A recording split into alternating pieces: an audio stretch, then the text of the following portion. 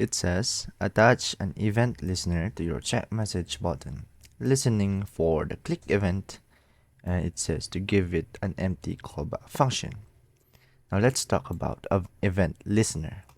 So event listener is basically just a trigger, and it's very similar to if condition. Like if when this event happens to this element, you should run this code.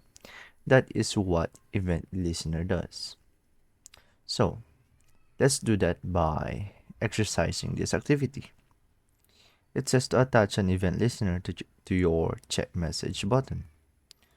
Chat message button has already been declared in here, so all we have to do is just call in the declared variable, which is the chat message button, which is assigned to the chat message button ID from the HTML.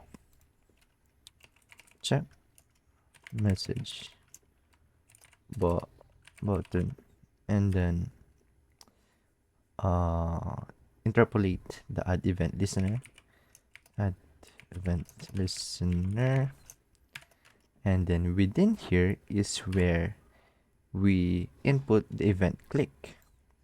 Okay, click, and then this would be the what do you call this, the empty callback function.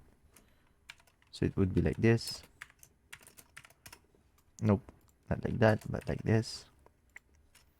So it says if this element has been clicked, you should run this code inside this one. Run this code. That is what basically what event listener does. Okay, we have a problem. Oh, okay. It's just that comment. So we're done. Nice.